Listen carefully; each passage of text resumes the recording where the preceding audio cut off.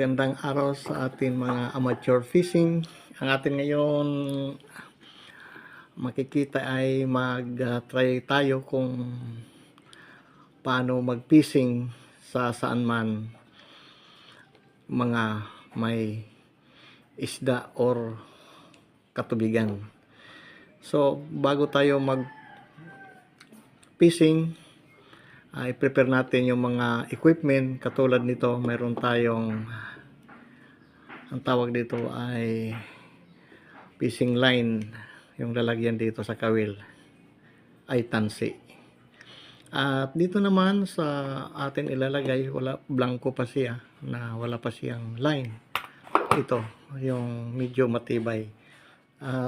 Thank you sa Lazada at na karating yung fishing line. Ito ay invisible green. Kung makikita natin, ito siya. At matitibay ito, mga 12 kilos ang maano nito na isda, ang resistant. Ayan. Fluoro. At in-order natin. Tapos ito, yan siya. So ito naman ay ang tawag dito, fishing line. 12.7 kilogram ang resistant nito na nylon. Ay hindi siya nylon, para siyang parang sinulid. Ayan o. Made from Japan. Matibay. Mayroon pa ditong handle na dumating. Ayan, kukunin natin. Maganda mamising at makakatipid sa sa inyong pambili. Pag mayroon kayong malapit sa dagat, sa ilog, ay pwede. Yung mga tilapia or mga isda ay pwede na. Ito lang yung gamit. Pwede naman simple handline, yung hagis lang. At ito yung handle niya.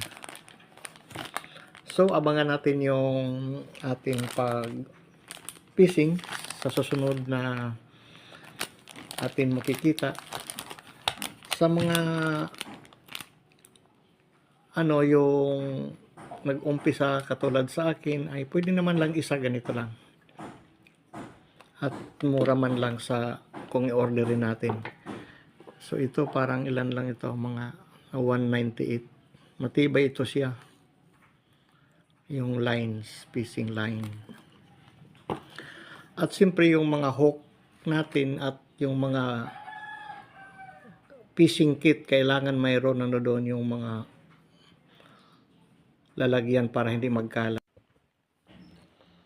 Katulad nito, mayroon tayong mga additional line para sa medyo malaki-laki na mga isda. Sa dagat, mayroon mga malaki, may maliit. Kaya ang nylon natin ay may kategory. Mayroon maliliit na ilang kilograms lang at mayroon naman malaki. At mayroon itong tayo dito hook at mga ito ang kuha natin gamit sa fishing equipment. Dito natin masusuri yung pinadala natin galing ng Lazada. Thanks very much sa Lazada. At dito yung mga ito fishing kit para sa safety.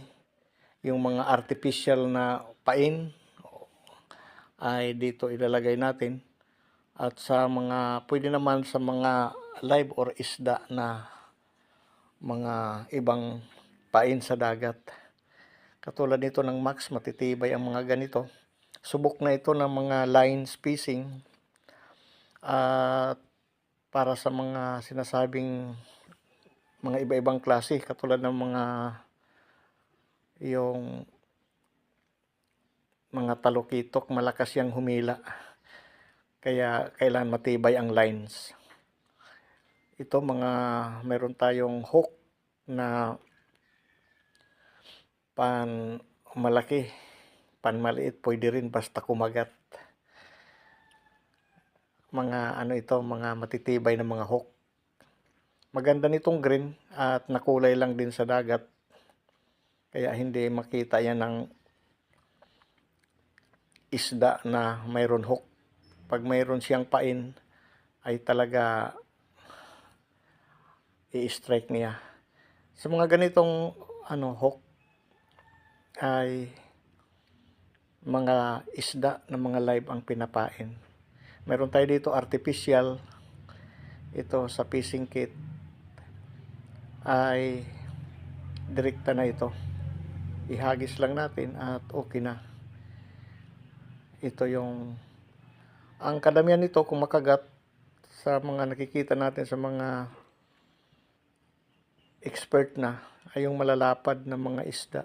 Pero doon sa una, ang subok namin ito ay talukitok talaga, ini-strike ito, ganun kalalaki, mag 2 kilos, 3 kilos, 4 kilos, kilograms ang kumakagat. Ganito. Sa maalon lang ito hinahagis. So abangan na lang po natin ang atin aktual at ito ang ating equipment para sa ating pagpipishing amateurs. At ito ay susubok natin kung accurate itong mga artificials na pampain sa kawil or fishing line. Marami po salamat sa panonood at abangan na lang po ang ating aktual kung saan tayo mapunta mag-fishing sa katubigan. Maraming salamat po. Bye-bye.